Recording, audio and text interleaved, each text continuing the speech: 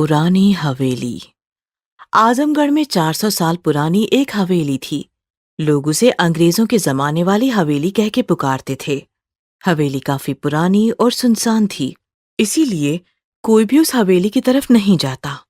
बस आजमगढ़ के नशेड़ी, गंजेड़ी और बेवड़े लोग उस हवेली में दिन रात पड़े रहते थे, हंगामा करते थे। राजू दादा, कोई अंग्रेज अधिकारी इस हवेली में अपनी आइटम लेकर आया था। सच था क्या? भाई बोतल कसम, मेरे दादा ने बताया था। क्या औरत थी भाई वो! अरे आग थी आग, अरे मानो कपड़े में लिपटा सोना। जॉर्ज नाम का कोई अंग्रेज लेकर आया था उसे। दोनों प्यार करते थे, काफी दिन दोनों साथ रहे। फिर किसी काम से जॉर्ज को जाना पड़ा और वो वापिस ही नहीं आया। फिर उस लड़की का क्या हुआ? उसका क्या होना था है? कुछ दिन ऐसे ही हवेली में शराब पीकर पड़ी रही और फिर रोने लगी। गांव में आधी रात में घूमती थी भाई उसकी आवाज। तो क्या लोगों ने उसकी मदद नहीं की? अरे फटती थी लोगों की अंग्रेजों से।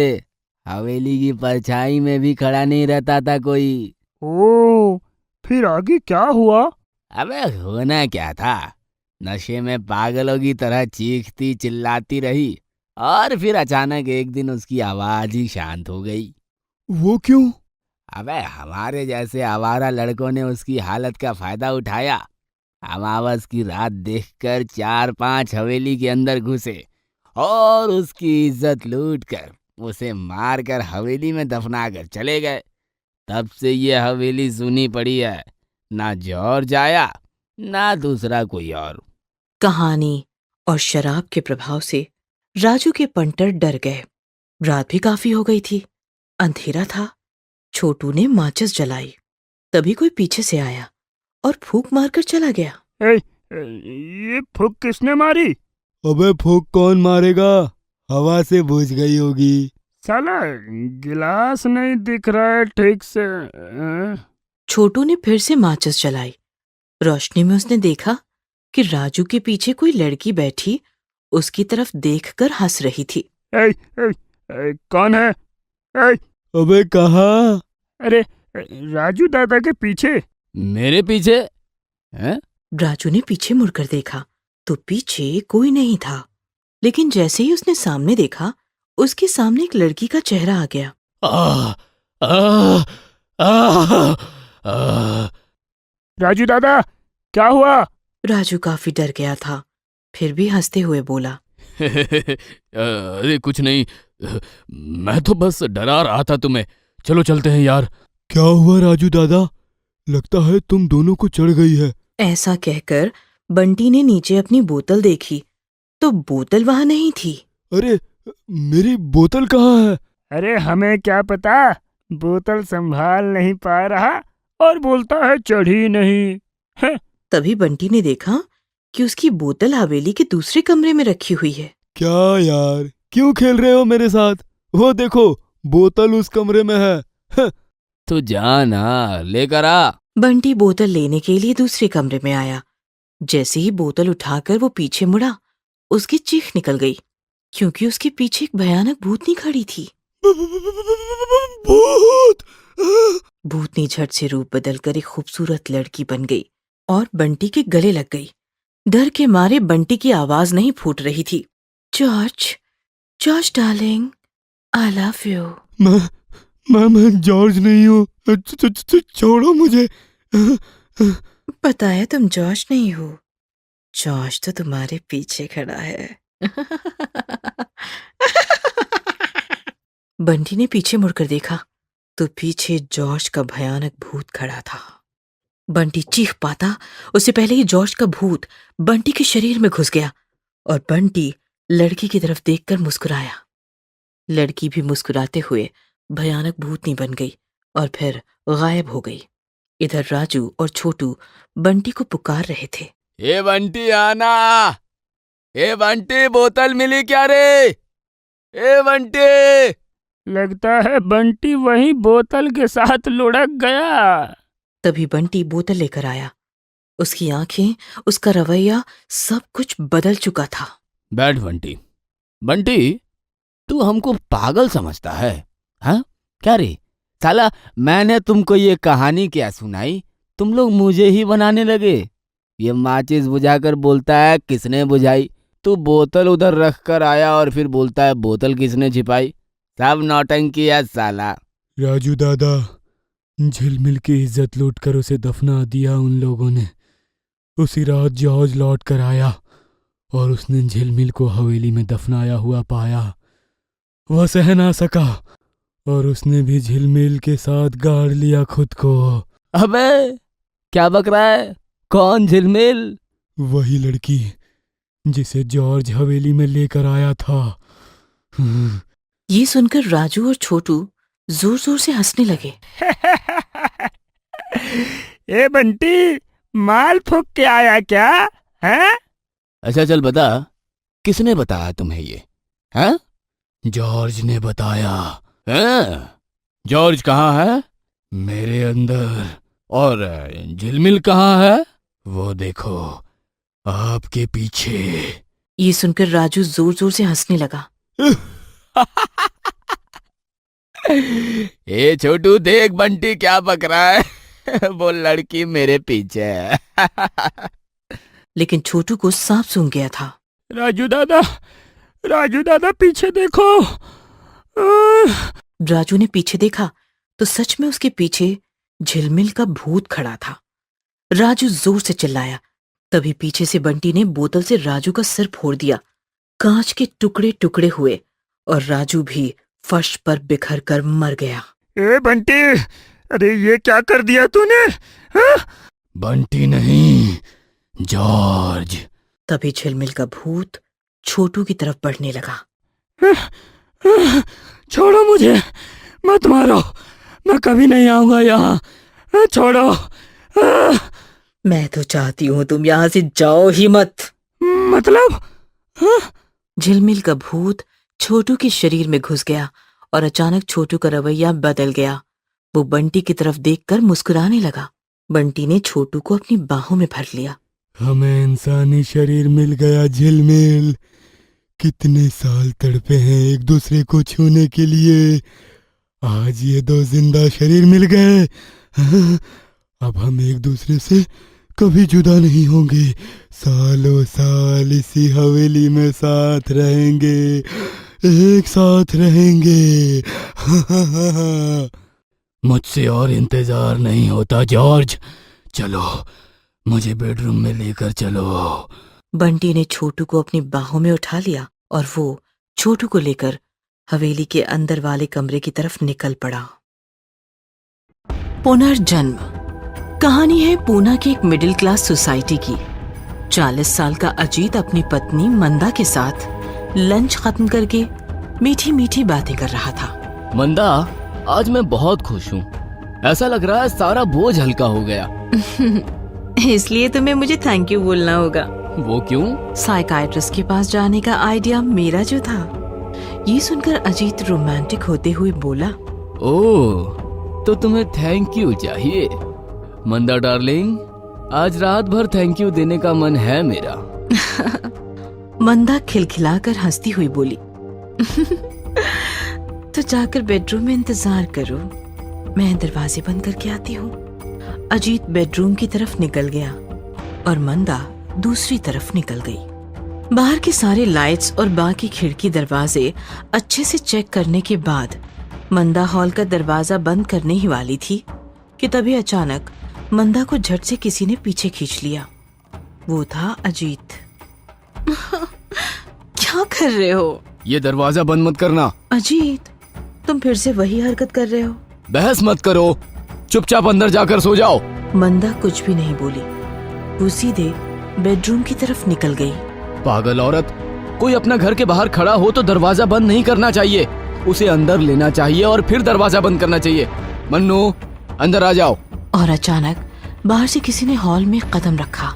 वो था किसी 55 साल के बुढ़े का काफी भयानक भूत। अजीत, क्या मैं अंदर आ सकता हूँ? मन्नू, तुम ऑलरेडी अंदर ही हो। अजीत, तुम समझे नहीं मैं क्या कहना चाहता हूँ। मैंने पूछा क्या मैं तुम्हारे अंदर आ सकता हूँ? इधर बेडरूम में मंदा काफी अस्वस्थ होकर बैठी थी। उसने डॉक्टर मनीष को कॉल किया। अब हेलो सर, मैं मंदा बोल रही हूँ। हाँ मंदा जी बोलिए। अजीत फिर से बहक गया है। क्या करूँ, कुछ समझ नहीं आ रहा। वो घर का दरवाजा बंद ही नहीं करने दे रहा। डोंट वरी, उसे जो करना है उसे करने दीजिए। हमारी ट्रीटमेंट काम करेगी, भरोसा रखिए। वो कुछ नहीं करेगा, थोड़ी सी मनमानी और फिर थक कर सो जाएगा। आपने मेडिसिन दी है ना? मेडिसिन का नाम सुनते ही मंदा का दिल अचानक बैठ गया। हे भगवान, सारी मेडिसिन तो अजीत के पास है। अजीत, अब मैं आ गया हूँ। पिछला जन्म इस जन्म से मिल चुका है। मैं महसूस कर पा रहा हूँ तुम्हारी इस जन्म की आत्मा कितनी तड़प रही है अंदर। लेकिन चिंता मत करो, एक एक करके मैं उस आत्मा की सारी पहचान मिटा दूंगा, बिल्कुल इस मेडिसिन की तरह। अजीत के पीछे मंदा काफी भयभीत खड़ी थी। अजीत पीछे मत देखो। मन्नू, मंदा आई है, मुझे उससे बात करने दो। नहीं, उसे नहीं देखना है। मन्नू प्लीज, मैंने तुम्हें अपने घर और शरीर में जगह दी क्योंकि मैं तुम्हें पहचान गया। तुम मेरा पिछला जन्म हो, लेकिन इस जन्म का भी तो मेरा कोई अस्तित्व है। मंदा मेरी जिम्मेदारी है।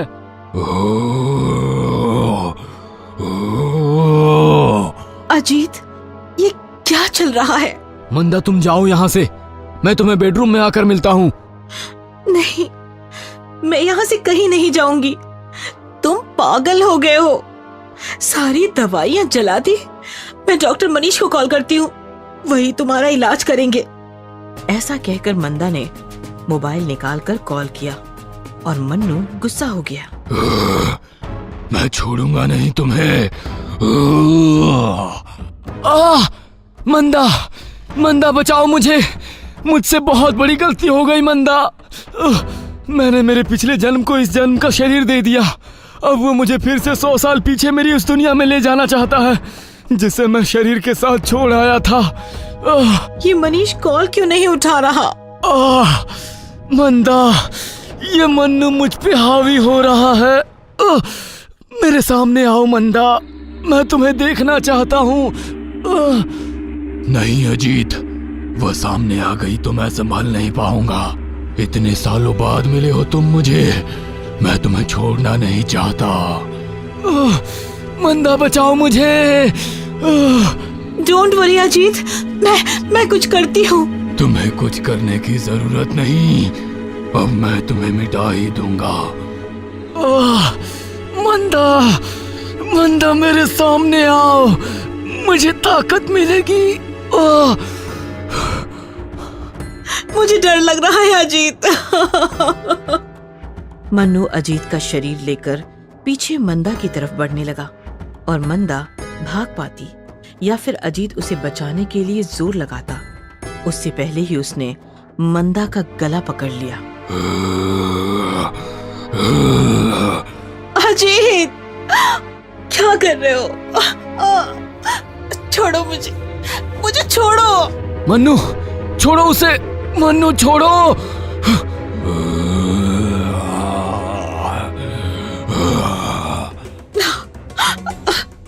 मंदा और अजीत चीखते रहे, लेकिन कोई फायदा नहीं हुआ। मन्नू ने अजीत के हाथों से मंदा के गले पर अपनी पकड़ और ज्यादा मजबूत की और मंदा को तड़पा कर मार डाला। जैसे ही मंदा की लाश नीचे गिर गई, अजीत को जोरदार सदमा पहुंचा। बस एक ही आखिरी चीख निकली अजीत की और उसके शरीर से अपनी आवाज चली गई, हमेशा हमेशा के लिए। मंदा के साथ साथ अजीत भी शांत हो गया। अब बचा है सिर्फ मन्नू को दोबारा जन्म मिल गया। अब मन्नू अजीत को उसकी पुरानी दुनिया में ले जाएगा और वही करेगा जैसे मन्नू चाहता था। तभी अचानक तेज हवा चलने लगी, मौसम बदल गया और बाहर से घर के अंदर एक औरत की आत्मा गुनगुनाती हुई अंदर आ गई। मन्नू, मेरे मन्नू, मन्नू रे, मेरे मन्नू।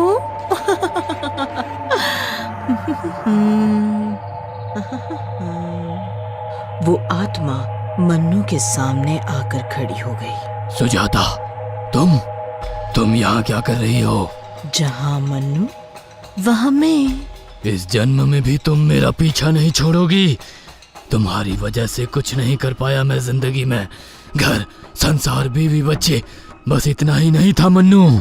चिंता मत करो मन्नू, मैं तुम्हारी शक्ल भी नहीं देखना चाहती। तो क्यों आई हो यहाँ? इस जन्म का अपना शरीर लेकर उस दुनिया में जाने के लिए जो तुम्हारी वजह से मैं जी नहीं पाई। इस जन्म का शरीर? हाँ, मंदा मेरा अगला जन्म है। उससे मारकर तूने उसका शरीर खाली कर दिया। अब मैं उसका शरीर लेकर निकल जाऊंगी। स्वार्थी औरत, मरने के बाद भी खुद के दम पर कुछ न कर सकी। जा, शरीर ले और निकल जा यहाँ से। आत्मा नीचे गिरे मंदा के शरीर में जाकर लेट गई और फिर शरीर के साथ उठ गई। चल मन्नू, अब मैं अपने रास्ते, तू अपने रास्ते, बोलकर भी अब दोबारा मिलना नहीं। और फिर दोनों मंदा और अजीत के घर से बाहर निकले और मंदा और अजीत का शरीर लेकर मन्नू और सुजाता अपने अपने रास्ते, अपनी अपनी दुनिया में निकल गए। रेनू आंटी। कहानी है दिल्ली के मुखर्जी नगर की। मुखर्जी नगर में थी वृंदावन सोसाइटी। सोसाइटी में काफी सारे मिडिल क्लास लोग और उनके बच्चे मजे में रहते थे। अपने परिवार के साथ रहता था 24 साल का एक युवक प्रेम। प्रेम मन और तन से काफी सुंदर नौजवान था, इसीलिए सोसाइटी की सारी नौजवान लड़कियां उस पे मरती थीं। चाची के पास आलू पनीर की सब्जी छोड़कर गई थी, कैसी लगी? मुझे आलू पनीर नहीं पसंद। तो आज शाम को चाइनीज खाने चले? मुझे चाइनीज भी नहीं पसंद। प्रेम भैया, चलो सब आ गए हैं। हाँ हाँ, चलो चलो। पागल कहीं का, इतना बड़ा हो गया है फिर भी बच्चों में खेलता है।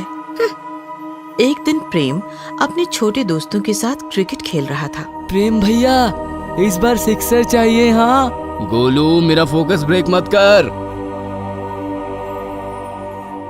बाप रे, अब बॉल कौन लाएगा?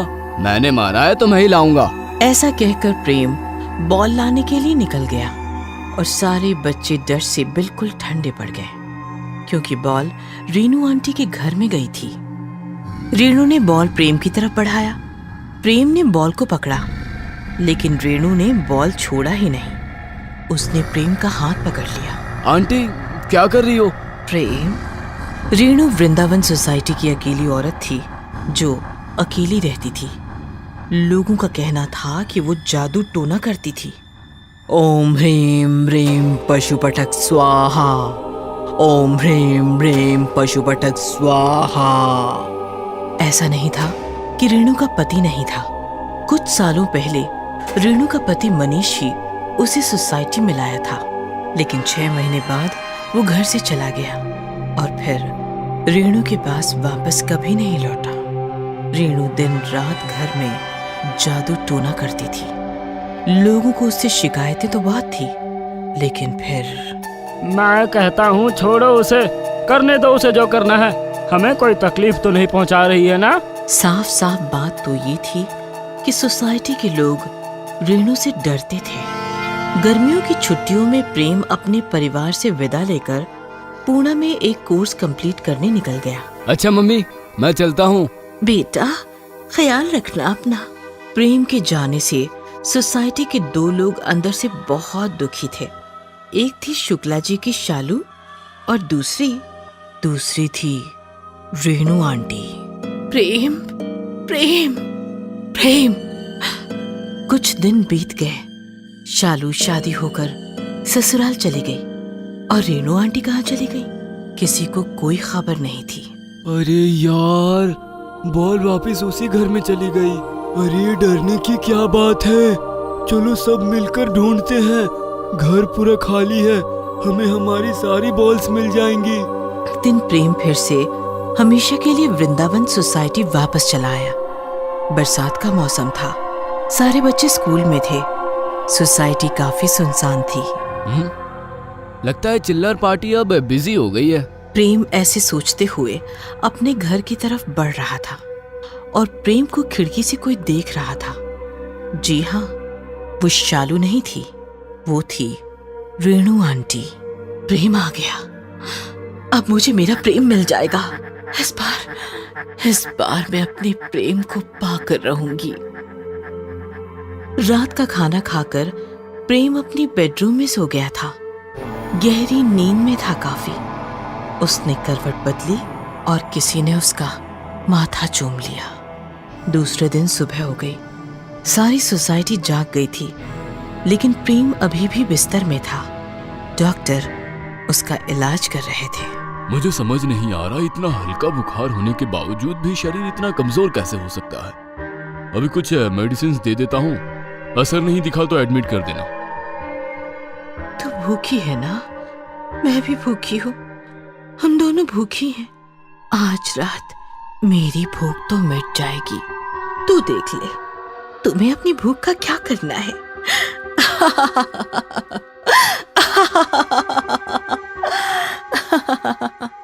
और जैसे ही शाम हो गई, रेणु का घर जलने लगा।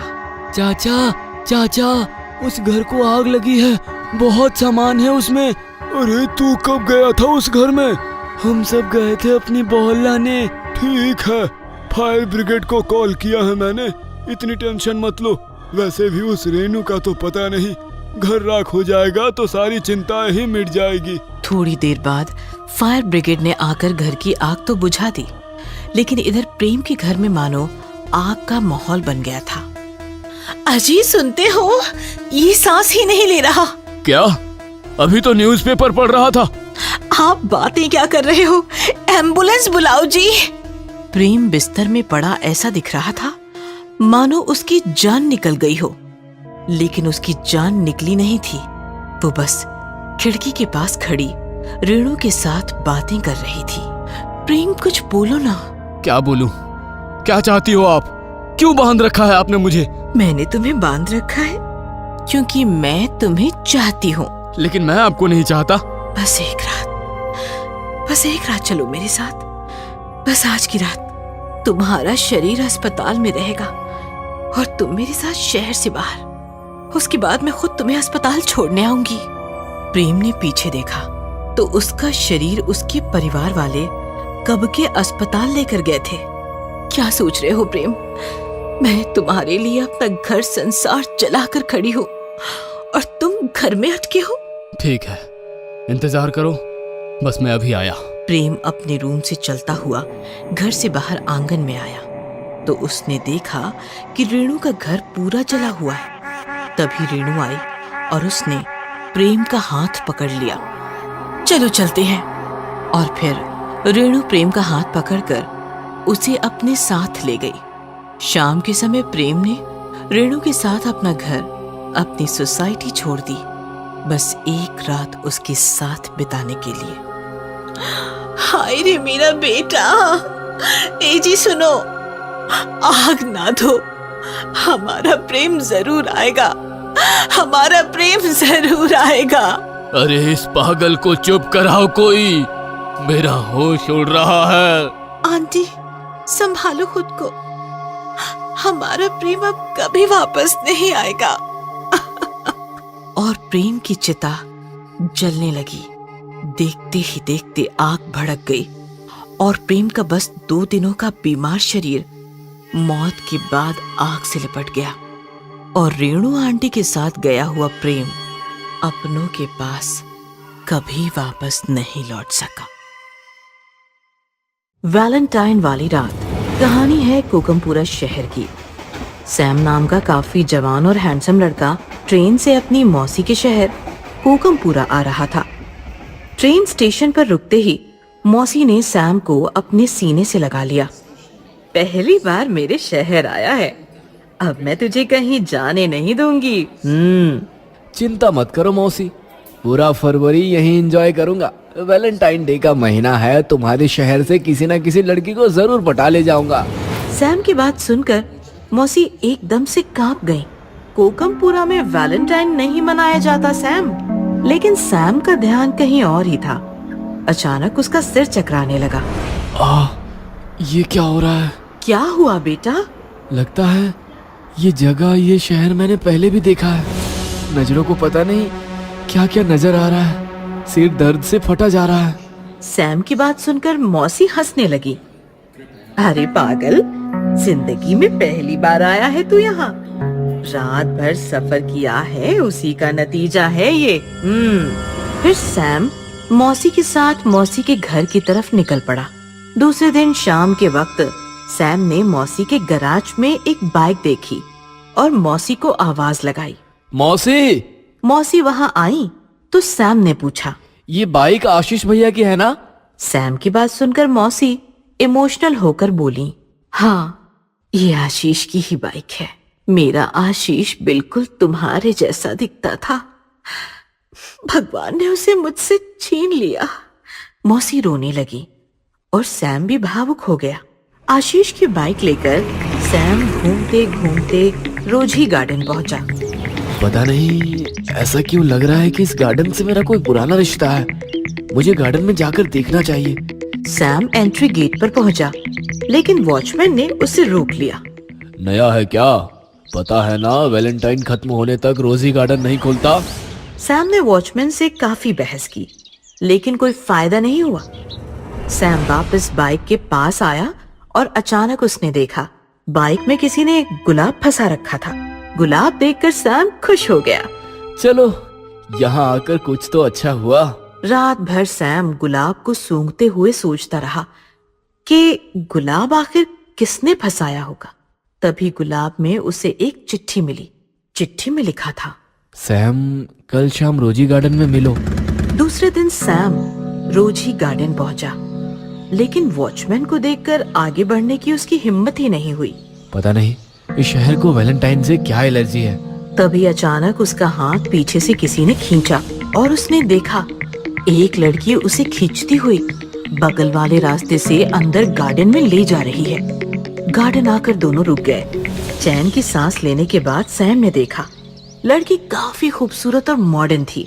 ओह, तो तुम हो जिसने बाइक में गुलाब और गुलाब में लेटर छोड़ा था? मैं हूँ शर्वरी, तुम्हारी मौसी के बगल वाले बंगले में रहती हूँ। परसों तुम्हें आते देखा और देखते ही तुम पर फिदा हो गई। तुम्हें बताना चाहती हूँ यार, कितने हैंडसम हो तुम, सच्ची। ऐसा कहकर शर्वरी ने सैम को प्रपोज किया और इस प्रकार दोनों की लव स्टोरी शुरू हुई। वैलेंटाइन की हर शाम दोनों चोरी छिपे रोजी गार्डन में मिलने लगे। किस डे की शाम थी।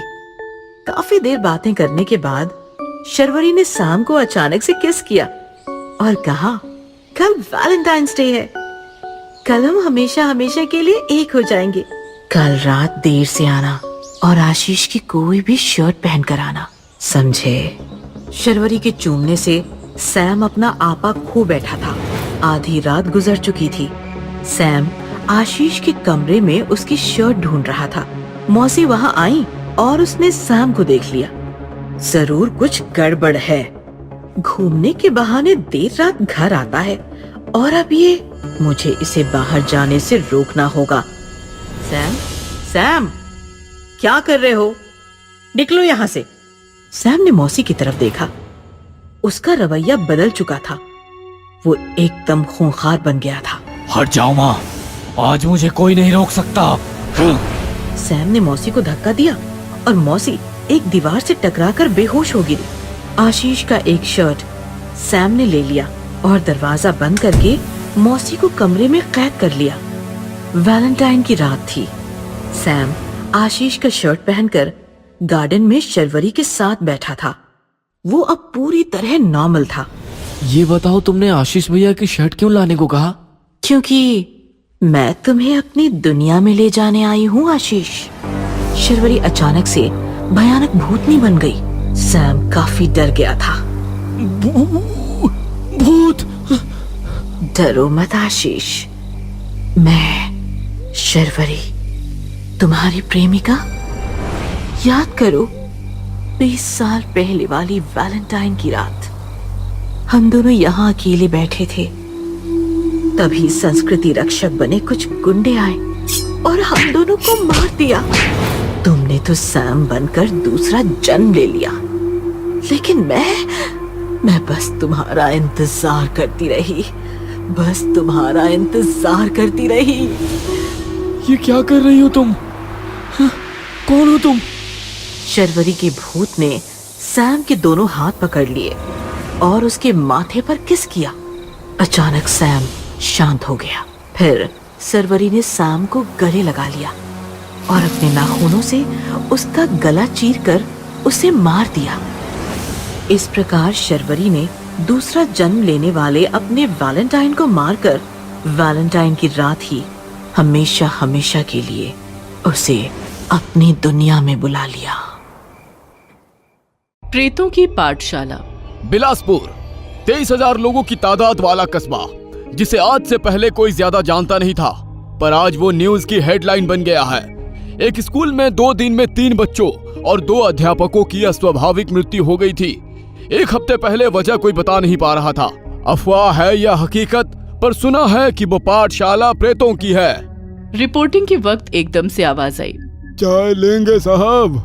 रिपोर्टर डर जाता है और देखने के बाद उसको अजीब हालत में और ज्यादा डरा हुआ महसूस कर रहा है, क्योंकि वो भूत जैसा ही भयानक दिख रहा है। तुम कौन हो? वो स्कूल की दीवार से लगकर चाय की स्टॉल मेरी ही है। भाई साहब, कुछ जानते हैं आप इन सब के बारे में? तो बताइए। 2 महीने पहले स्कूल शुरू हुआ था और हमारी दुकान 2 पुश्तों से यही है। जब नींव रखी गई तब भी हमने मना किया था बाबू साहब। क्यों का? भूतिया है ये जगह, नहीं सुनी हमरी और शुरू हुआ स्कूल। पहले ही दिन बच्चे अपनी कक्षा में गए और जब पानी पीने या टॉयलेट गए तो डरते चिल्लाते बाहर आए और पूछने पर बताते कि अंदर कोई और भी डरावने लोग हैं, पर मानता कोई नहीं। पढ़े लिखे कहाँ मानते हैं बाबू साहब, पर अंदर का वाकया तो विनोद जी सर ही बताएंगे, जिन्होंने इसकी तहकीकात की है। तुम इतना सब कैसे जानते हो? अरे बाबू, दुकान दिखाई ना मेरी, वो भी तो जल गई थी और साथ में मैं भी। रिपोर्टर वहां से चल दिए और स्कूल की तरफ बढ़े। बाहर चारों तरफ पुलिस फेंसिंग थी, डू नॉट क्रॉस वाली, पर रिपोर्टर ने अपना पहला कदम पहली सीढ़ी पर रखा ही था और पीछे से डर में चाय वाले का भूत चिल्लाया, अंदर ना जाओ बाबू साहब। पीछे पलटे बिना वो डरता हुआ अंदर बढ़ा और अपने धीमे कदमों से खाली सुनसान स्कूल का चक्कर लगा ही रहा था, अपने मोबाइल कैमरा में रिकॉर्डिंग के साथ। और वो वहां टॉयलेट एंड पेंट्री के सामने पहुंचा। पहुंचते ही देखता है कि सामने एकदम से वहां बच्चों की भीड़ दिखी, जैसे कि इंटरवल में होती है वही माहौल, और तुरंत ही माहौल शांत। सारे बच्चे रिपोर्टर के सामने पलटे और गुस्से में देखने लगे, जिनमें से काला धुआं निकलने लगा जैसा जलने से निकलता है। ये देख रिपोर्टर पर डर चढ़ा ही था कि पीछे से डांटती हुई डंडा हाथ में लिए एक लेडी टीचर आई, जैसे कि बच्चों को क्लास में ले जाने के लिए आई हो, और बच्चे भी वैसे ही हूटिंग करते हुए रिपोर्टर के आर पार होते हुए भाग गए। रिपोर्टर डर से पलटकर गिरा और उसकी नजर उस लेडी टीचर की दहकती नजरों से मिली जो दर्द में थी। वो सब अदृश्य हो गए। काफी देर बेल बजाने और दरवाजा खटखटाने के बाद विनोद आए। विनोद जी, क्या है स्कूल का सच? पाठशाला नहीं है वो, प्रेतों की पाठशाला है। बच्चों ने जब वो सब एक्सपीरियंस किया तब बच्चों ने बाकी टीचर्स और अपने पेरेंट्स से कहा, पर कोई नहीं समझा और ना ही माना, पर मैंने माना और इसके पीछे लगा। एज ए फिजिकल टीचर मैं जब भी राउंड पर होता तो मैं अकेले टॉयलेट्स और पैंट्री में जाने लगा। फील होता जैसे मेरे पीछे कोई है। पानी पीता तो लगता कि पैंट्री में मेरे साथ कोई पानी पी रहा है। Same in toilet. और फिर एक दिन दोपहर 2 बजे छुट्टी की टाइम जाने से पहले मेरी नज़र कॉरिडोर में टहलते कुछ लोगों पर पड़ी, जैसे कि मॉर्निंग में स्कूल स्टार्ट से पहले स्कूल ऑक्सिलरी स्टाफ टहलते हैं।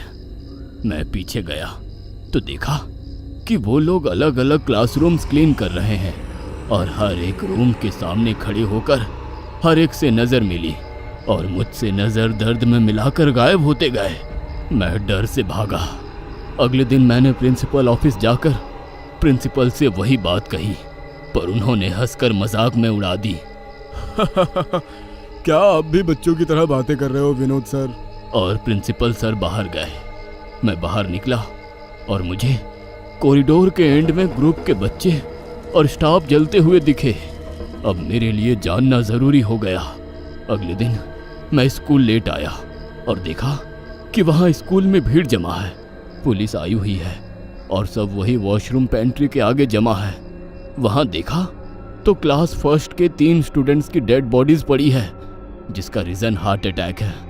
उन बच्चों के पेरेंट्स रो रहे हैं। माहौल मातम से भरा हो गया था। अगले दिन एक मेल टीचर वॉशरूम में गए थे और वो बाहर आए ही नहीं। जब पियोन को पता चला कि वॉशरूम में है तो डोर तोड़ा गया।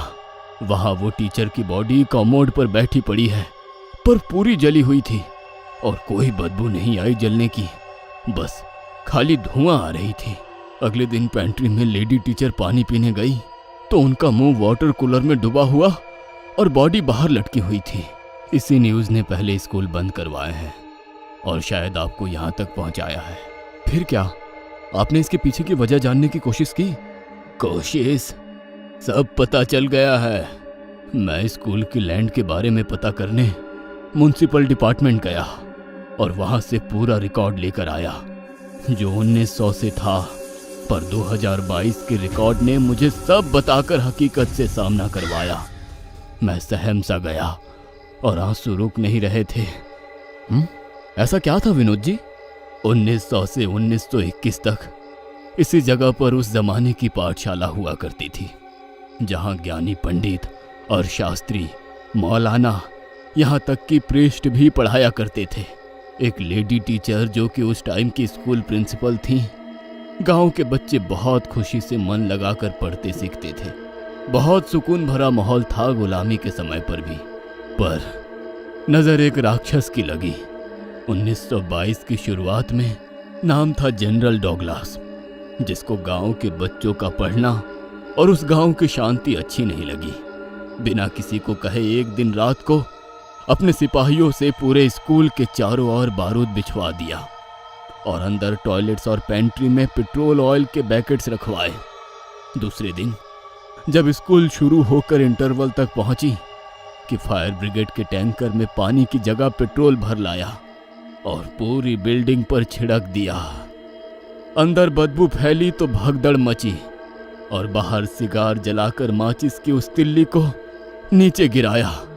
उस जनरल ने जो नीचे बारूद पर तिल्ली गिराया, तभी बंदूक की गोली की तरह पूरी बिल्डिंग को आग ने अपने आगोश में ले लिया। लगभग 80 बच्चे और 12 का स्टाफ जलकर भस्म हो गया। उस वक्त प्रिंसिपल मैम रोज की तरह डंडा लेकर टॉयलेट्स और पेंट्री से बच्चों को क्लास में भेजने के लिए डांट रही थी।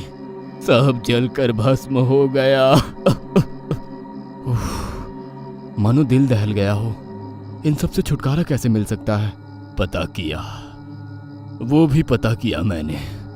जब वो सब पढ़ा तो पढ़ते हुए रात के 11:30 बज गए और मैं रोते बिलखते खुद को संभाल नहीं पाया और शराब पीकर टाइट हो गया और पाठशाला के सामने पेड़ के नीचे बैठ गया।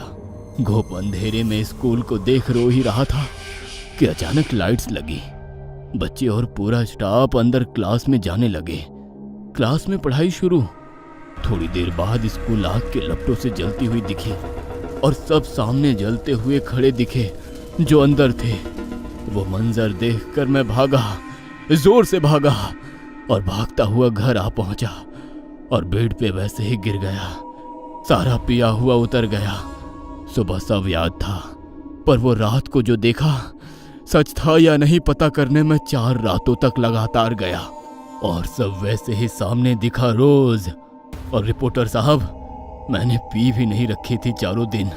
आपने बहुत कुछ देखा है हिम्मत के साथ। आप बच गए, बस वही काफी है। किसने कहा कि मैं बच गया?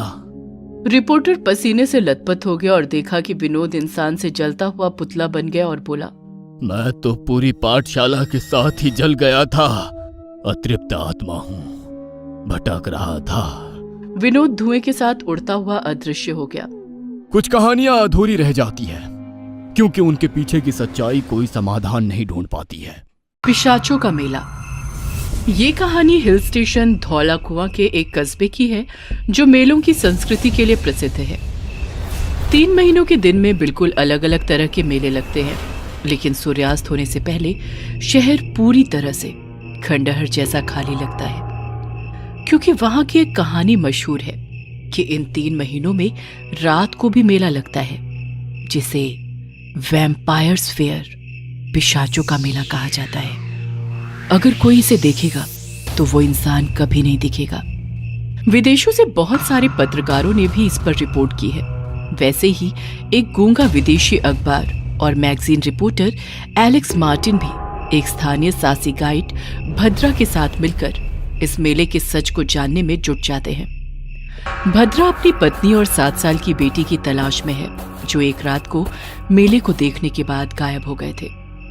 धौला कुआं के दिन भर के मेले देखने और उसमें घूमने वो दोनों निकले, जिनमें वो उन मेलों के दुकानदारों से मिले और मार्टिन ने जो सवाल भद्रा को लिख कर दिए वो ही उसने उन दुकानदारों से पूछे और मार्टिन वीडियो रिकॉर्डिंग करता रहा। जब शाम 5 बजे सारे मेले बंद होकर लोग जाने लगे, तब सड़क किनारे लगी गाड़ी के सहारे कस्बे की घाटी किनारे चाय के स्टॉल पर चुस्की लगाते मार्टिन ने इशारों में कुछ कहा। भद्रा साहब क्या बोल रहे हैं? बोल रहे हैं, एक बात देखी मैंने कि मेलों के कई दुकानदार और औरतें बहुत खूबसूरत है, बड़े सफेद है। तो भद्रा कहो इन्हें कि वो सब पिशाच है, इसलिए इनकी दुकानें सूर्य से उल्टी दिशा में है, जिनमें सूर्य की रोशनी नहीं पहुंचती।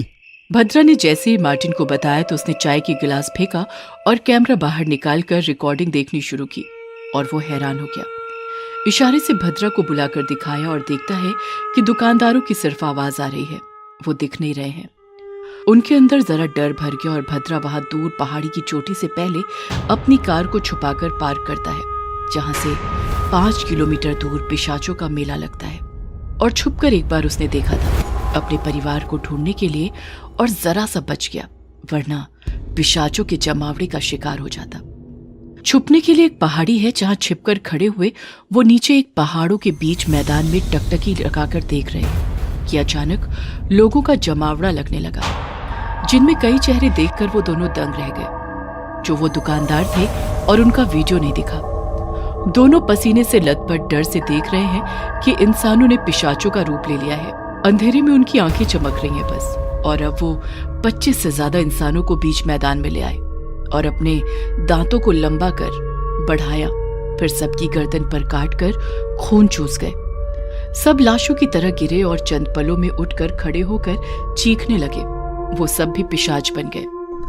ये मंजर देखकर मार्टिन रह नहीं पाया और उसे पता ही नहीं चला कि उसका पेशाब निकल गया, जो पहाड़ी से बहता नीचे आया, जिसकी दुर्गंध ने पिशाचों को मुस्तैद कर दिया, और वो सब एक झटके में परिंदों की तरह हवा में उड़ने लगे।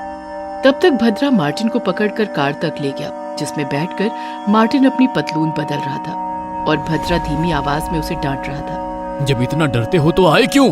अभी दोनों मर जाते, अरे पिशाच बन जाते। पीछे से भद्रा को आवाज आई। भद्रा पलटा और देखा कि उसकी बच्ची खड़ी है। वो उसकी तरफ भागा और घुटनों पर बैठकर बेटी को गले लगाकर रोने लगा। रोते हुए गले लगे हुए नजर पड़ी कि उसकी बीवी क्रूर मुस्कान के साथ पास आ रही है, जो अब पिशाच है।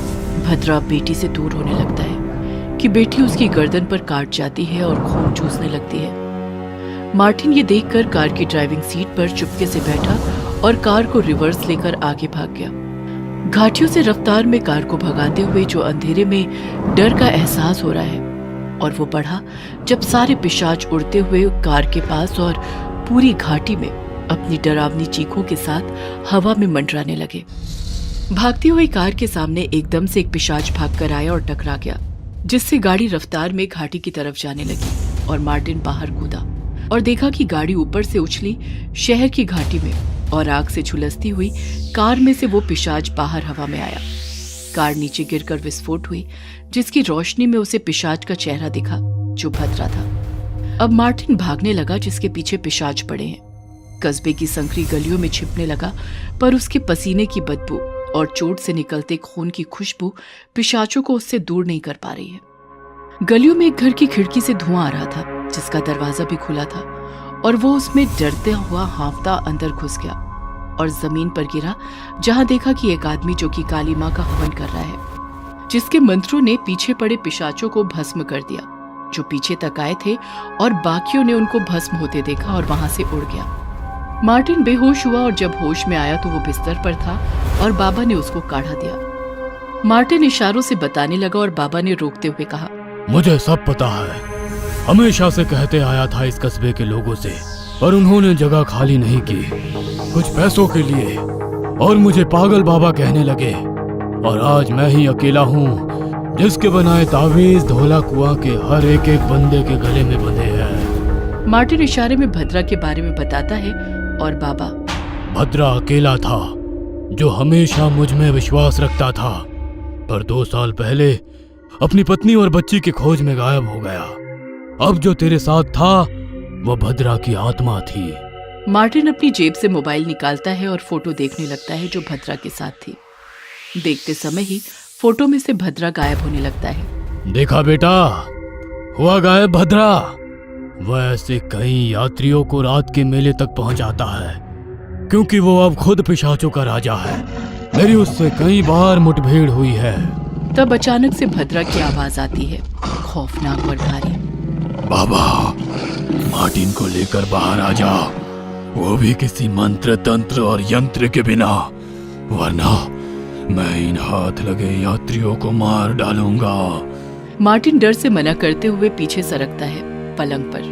तब बाबा, चिंता ना कर बेटा, माँ काली हमारे साथ है। दोनों कस्बे के चौक पर पहुंचे और देखा कि कुछ यात्रियों को बंधन में बांधे भद्रा हवा में है और बड़ा भयानक दिख रहा है, और अब बहुत सारे पिशाच भी हवा में मंडरा रहे हैं और धरती को घेर लिया है सबको। अब एक एक पिशाच एक एक यात्री को दबोच कर खून चूस रहा है और वो लाश से पिशाच बन रहे हैं। भद्रा ने हाथ के इशारे से मार्टिन को हवा में ले लिया और अपने पास लाकर गला पकड़ा। यहाँ नीचे वो यात्री मारे जा रहे हैं, ऊपर मार्टिन की जान भद्रा के हाथ में है। ये देख बाबा अपने गले की माला निकालकर तोड़ता है और उसके मन के चारों दिशाओं में उछालता है, जिससे वो सब पिशाच तड़पने लगते हैं और धीरे धीरे भस्म होकर राख बन जाते हैं, जिनमें भद्रा के बीवी बच्ची भी है। ये देख भद्रा गुस्से में बाबा को हवा में लेकर दूसरे हाथ से गला दबोचता है। अब एक पंजे में बाबा और दूसरे में मार्टिन है, और अंधेरी रात में नीचे बचे हुए यात्रियों के रोने की आवाजों के बीच एकदम से भद्रा का पिशाची शरीर पैरों की तरफ से जलना शुरू होता है और वो चीखता है। फिर एक हाथ से निकालकर भद्रा पर गिरा रहा है और दूसरे हाथ की तरफ बाबा पर नजर जाती है। भद्रा की जिसकी खूनी लाल आंखों से आंसू गिर रहा है और देख रहा है कि बाबा अपने कुर्ते के जेब से हवन की भस्म राख निकालकर भद्रा पर गिरा रहा है। उसकी वजह से ही भद्रा जल रहा है, और बाबा को भी छोड़ दिया जो जमीन पर गिरा, और ऊपर देखा तो भद्रा जलता हुआ, जिसकी लाल आंखों में आंसू है, पर चेहरे पर एक कुटिल मुस्कान देकर वो भी भस्म हुआ। ये देखते हुए बाबा बोला, अब धौला कुआं से पिशाचों का मेला खत्म। तभी पीछे से बाबा की गर्दन से खून निकलता है। मार्टिन पिशाच बन गया है और बाबा का खून चूस कर जमीन पर धक्का देकर बोलता है, अभी नहीं बाबा, अब तो और भी भयानक पिशाचों का मेला लगेगा और तुम भी देखोगे। जब बाबा मन के तोड़ रहा था तब हवा में भद्रा मार्टिन का खून चूस रहा था, इसलिए बाबा ने वो नहीं देखा और भद्रा ने बाबा को माला तोड़ते नहीं देखा। बाबा की आंखें बंद और कुछ पल में वो भी वापस खड़ा और पिशाच बनकर मार्टिन संग उड़ा। ब्लडी विच। इंग्लैंड के 2 टाउन यॉर्क और हैम्स्टर टाउन को विभाजित करता ये खतरनाक सीवर एक भयानक बीच के लिए जाना जाता था। इस सीवर के उस पार यॉर्क टाउन था तो इस पार हैम्स्टर टाउन था। सीवर के घुमाव की वजह से रास्ते इतने फूटे थे कि अनजान व्यक्ति धोखा खा जाते थे। शायद इसीलिए वहां के लोगों ने इसी भूल भुलैया के चलते इसका नाम सर्किल सीवर रख दिया था, पर यह ज्यादा मशहूर था उस बीच के चलते। चांदनी रात फैली हुई थी। चार्ल्स सीवर के उस पार के किसी टाउन से लौट रहा था। चांदनी रात की रोशनी में उसने देखा बगुले पक्षी के जैसे सफेद वस्त्र में अप्सरा की तरह दिखने वाली एक युवती उसी की तरफ बढ़ी आ रही थी। उसने सीवर पार करने के लिए अभी अपना पैर ब्रिज पर रखा ही था कि ब्रिज के बीच पानी में अजीब सी आवाज उसे आसपास महसूस होने लगी। वो युवती करीब आ गई और चार्ल्स से बोली, मुझे जरा सहारा देकर सीवर पार करा दे तो बहुत मेहरबानी होगी। चार्ल्स अभी कुंवारा लड़का था। युवती के हाथों के स्पर्श से ही उसके तन में बिजली सी दौड़ गई। उसकी धड़कन बढ़ गई थी। वो बोला, आओ ना, संभल के, मेरी बाह थाम लो। चार्ल्स बोला। दोनों तरफ सीवर का पानी उधम मचा रहा था। युवती ने मुस्कुराते हुए उसकी कलाई अपनी कलाई में थाम ली। मगर ये क्या? चार्ल्स को लगा सैकड़ों कांटे एक साथ उसकी हथेली में चुभ गए हो। वो युवती की कलाई झटकते हुए दर्द से तिलमिला उठा। क्या हुआ? इतना तड़प क्यों रहे हो? युवती बोली। मगर चार्ल्स को काटो तो खून नहीं। वो डरता सहमता हकलाती आवाज में बोला, कुछ नहीं, पैरों में कोई चीज चुभ गई थी। कभी किसी से, मेरा मतलब है, प्यार व्यार किया है या नहीं? युवती बोली। जी, अभी तक तो ऐसा मौका नहीं मिला। चार्ल्स शर्माते हुए सर झुकाए बोला, कोई बात नहीं, आज जी भरकर प्यार करेंगे। ये रात रोज रोज कहाँ आती है।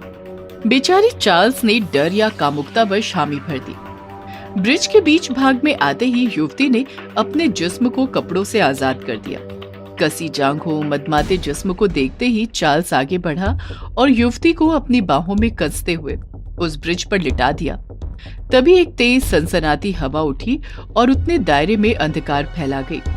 गीदड़ों की आवाजें तेज हो उठी। चार्ल्स युवती के बदन से खेल रहा था और वो युवती चार्ल्स की पीठ सहला रही थी। मगर ये क्या? अब युवती के वो खूबसूरत हाथ अचानक बदल गए। उनमें बाल उगने शुरू होने लगे और अंगुलियों में लंबे मोटे नाखून उभरने लगे थे। वो इस बीच अपनी असली अवस्था में आ गई थी। बड़ा भयानक काला सा चेहरा था उसका। तभी ब्रिज पर कुछ लोगों के चलने की आहट सुनाई दी। टाउन के कई लोग हाथों में टॉर्च लिए जोर जोर से चार्ल्स को आवाज देते इधर को ही आ रहे थे। लगता है तुम्हारे घर वाले हैं। ये नहीं आए होते तो आज हमारा संगम सदा के लिए हो गया होता। मैं तुम्हें कभी नहीं भूल सकता, हम फिर यहीं मिलेंगे। चार्ल्स शायद उस बिच की असली सूरत से अभी भी अनजान था। इसी को कहते हैं हवस में अंधा हो जाना। वो बिच घबरा गई। उसने चार्ल्स को एक तेज झटका दिया और चार्ल्स एक तरफ लुढ़क गया और वो बिच खिसियानी हंसी हंसती वहां से गायब हो गई। चार्ल्स विक्षिप्त सा खड़ा था। तभी टाउन वालों के साथ उसका पिता हंट चार्ल्स को झकझोरता हुआ बोला, चार्ल्स, तुम यहाँ इस सीवर के बीच बने ब्रिज पर क्या कर रहे हो? तुम्हें शाम तक घर आना था ना। वो मैं रास्ता भूल गया था। ये कैसी बातें कर रहे हो तुम? डैडी, मैं सच बोल रहा हूँ। चार्ल्स, तू नहीं जानता ये कितनी मनहूस जगह है। सब लोग चार्ल्स को घेरे उसे घर लाए। मगर चार्ल्स परिवार और टाउन वालों को अब हर रात परेशान करने लगा। वो सीवर की तरफ भागता। लोग उसे पकड़ कर लाते। टाउन वाले जान चुके थे कि सर्किल सीवर की बिच इस पर प्रभाव जमा चुकी है। एक दिन चार्ल्स का दोस्त मैक्स उससे मिला। यार, तू घर वालों को रोज परेशान कर रहा है, बात क्या है? लोगों में चर्चा है कि तेरे ऊपर सीवर की बीच प्रभाव जमा चुकी है। ये टाउन वाले ना कितने बेवकूफ है। चुड़ैल होती है क्या? अगर होती है तो आज की रात मैं भी देखूंगा कि वो होती कैसी है। तेरा क्या मानना है चार्ल्स? सीवर के ब्रिज के पास रात में एक खूबसूरत लड़की मुझसे मिलती है। सच? हाँ यार, सच। और ये कहकर चार्ल्स घर चला गया। मगर मैक्स की कामुकता उसे सीवर पर जाने के लिए मजबूर करने लगी। अब रात अपना जलवा बिखेरने लगी थी। मैक्स सर्किल सीवर की तरफ बढ़ चला। रास्ते में एक काले रंग का भयानक पक्षी पंख फैलाए एक अजीब आवाज भरता अचानक से उसके ऊपर से गुजरा। मैक्स को ऐसा लगा जैसे किसी ने उसके पैरों में मन भर लोहे की वजनी वस्तु को पहना दिया हो और उसके पैर बढ़ ही नहीं रहे हो। अभी वो इस बात को सोच ही रहा था कि सामने से एक आवाज आई। वहां सफेद लिबास में एक खूबसूरत युवती खड़ी थी। उसने मैक्स की ओर देखकर कहा, तो तू उसकी बातों में आकर अपनी मौत के मुंह में आ गया। शायद तुझे पता नहीं था कि हमारे भी उसूल होते हैं। हम जब तक अपने जख्मी शिकार को सदा के लिए सुला नहीं लेते तब तक दूसरे शिकार पर हाथ नहीं फेरते। अचानक वो युवती पीछे की तरफ देखकर एक भयानक तरीके से चीखी। उस चीख ने मैक्स का जैसे कलेजा चीर कर रख दिया। वो अचानक पीछे को मुड़ी। हवा तेज चलने लगी। गीदड़ों की आवाजें उस खामोशी को चीरने लगी। युवती के बाल उसके हिप तक लहरा रहे थे और मैक्स उसका ये अंदाज देखकर आकर्षित हुए बगैर नहीं रह सका। वो आगे बढ़ा, करीब पहुंचा और जो ही उसने अपनी बाहों में युवती को लेना चाहा, युवती उसकी तरफ घूम गई और मैक्स के मुंह से भयानक चीख निकल गई। बड़ा डरावना दृश्य था वो। युवती के चेहरे पर बहते हुए फोड़े ही फोड़े उगाए थे। उसके मुंह के लंबे चमकते दांत बाहर को निकल पड़े थे। मैक्स चीखते हुए बदहवास ब्रिज से टाउन की तरफ भागा, मगर कहां तक? उस डरावनी बिच ने एक बड़े आकार का चमगादड़ नुमा पक्षी का रूप ले लिया और मैक्स के पीछे झपट पड़ी। मैक्स ब्रिज पार करने ही वाला था कि पक्षी का रूप धारण किए हुए बिच ने अपने पंखों से मैक्स को जोरदार धक्का दिया और मैक्स तेज बहते सीवर की गहराई में चला गया। आकाश में उस पक्षी के 3 स्वर सुनाई दिए, चिंच चिंच चिंच। शायद ये उसकी विजय का प्रतीक था। पूरे टाउन में लोगों की भीड़ लगी थी। मैक्स का शरीर पानी में तैर रहा था। सारा टाउन शोक के आलम में था। मैक्स के मरने के बाद चार्ल्स के पिता हंट की परेशानी बढ़ गई थी। वो चार्ल्स को उस बिच से बचाने की कवायद शुरू कर देता है। वो इसी सिलसिले में चर्च के फादर फेडरिक के पास गया था। फादर चर्च के अंदर प्रे करने में व्यस्त थे। हे गॉड, इस शैतानी बीच से तू हमारी हिफाजत कर। तभी फादर की नजर हंट पर गई, जो फादर को ही देख रहा था। तुम यहाँ कैसे? फादर फेडरिक, प्लीज मेरे बेटे को बचा लीजिए। मेरा वो इकलौता सहारा है। Please father. बचाया उससे जाया जाता है जो जिंदा हो। माय सन, जो पहले से ही मर चुका हो उसे कैसे बचा सकता हूं मैं? ये आप क्या कह रहे हैं? मेरा बेटा चार्ल्स अभी जिंदा है। हंट की बात सुनकर फादर चिल्लाकर बोले, नहीं, तुम्हारा बेटा तो उसी वक्त मर चुका था जिस वक्त वो उस बीच के साथ संबंध बना रहा था। लेकिन फादर, जरूर आपको कोई गलतफहमी हुई है। वो अपने घर पर ही आता जाता रहता है। अगर वो मर चुका होता तो ऐसे कैसे संभव हो पाता? मेरी बात का यकीन मानो माय सन, तुम्हारा बेटा मर चुका है। वह बीच उसे उसी अपनी दुनिया में ले गई है। तुम्हारे बेटे ने ही अपने दोस्त मैक्स की जान ली है और अब वो दोनों पता नहीं कितने लोगों की जान लेंगे। अगर तुम्हें मेरी बात का यकीन नहीं आता तो चलो मेरे साथ। तुम स्वयं अपनी आंखों से क्यों नहीं देख लेते? और इधर चार्ल्स और युवती दोनों मिलकर हंस रहे थे और चार्ल्स के चेहरे पर शैतानियत झलक रही थी। सच बताओ चार्ल्स, क्या तुम पर अभी तक किसी को शक नहीं हुआ कि तुम मेरी तरह मर चुके हो? नहीं, अभी तक किसी को नहीं। जिस तरह तुम मैक्स को यहाँ पर लेकर आए थे, अब तुम्हें हर रोज एक नए इंसान को यहाँ लेकर आना है। इंसानों का खून मुझे ताकत देता है और अब तुम्हें भी इसकी जरूरत पड़ेगी। तब वहाँ फादर फेडरिक और हंट एक साथ पहुंच गए। हंट ने अपनी आंखों से अपने बेटे चार्ल्स का चेहरा देख लिया था, जो कि इस वक्त किसी शैतान से कम नहीं लग रहा था, और फादर ने चीख कर कहा, दूर हट जा ब्लडी बीच, दुष्ट, इस गंदे सीवर में रहने वाली शैतानी बीच, हम तेरी ये इच्छा कभी पूरी नहीं होने देंगे। फादर की ये बात सुनकर वो युवती और चार्ल्स दोनों हंसने लगे। तभी फादर मुंह से कुछ पढ़ने लगे। जैसे जैसे वो पढ़ते जा रहे थे, वैसे वैसे वो युवती और चार्ल्स एक भयानक रूप इख्तियार करने लगे। उस युवती ने खौफनाक खूनी चुड़ैल का रूप धर लिया और चार्ल्स भी एक दरिंदे की शक्ल में आ गया था। उसने फादर को एक जोरदार धक्का दे दिया। फादर उसके प्रतिघात से आहत बेहोश हो गए। चुड़ैल सीधे चार्ल्स के पापा के पास पहुंची। तू हम दोनों को मारना चाहता है ना? आज मैं तेरी जिंदगी छीन लेती हूँ। तभी अचानक फादर को होश आ गया और उन्होंने अपनी जेब से चर्च का होली वाटर निकाला और कहा, हंट, ये होली वाटर दोनों के ऊपर जल्दी फेंको, वरना ये सबको मारकर अपनी दुनिया में शामिल कर लेंगे। हंट ने फादर के हाथ से होली वाटर लेकर तुरंत दोनों के ऊपर फेंक दिया। होली वाटर गिरते ही अचानक उस युवती यानी बिच का और चार्ल्स का जिस्म जल उठा। उन दोनों के मुंह से एक अजीब चीख निकली और देखते ही देखते वो दोनों सीवर के पानी में समा गए। भूतिया क्लासमेट। कहानी है पूना की। आयुष पूना के डी.के. पाटिल कॉलेज में फर्स्ट ईयर में पढ़ता था। उसका 12वीं तक का पूरा एजुकेशन भी डी.के. पाटिल कॉलेज से ही हुआ था। आयुष IAS बनना चाहता था और कॉलेज की लाइब्रेरी में दिन रात पढ़ता था। एक दिन आयुष ने लाइब्रेरियन से पूछा, टाइम्स ऑफ इंडिया कहाँ है? मुझे मिल नहीं रहा। शायद कोई लेके गया है। आयुष चौंक गया क्योंकि उसके अलावा टाइम्स ऑफ इंडिया पढ़ने वाला कॉलेज में कोई दूसरा नहीं था।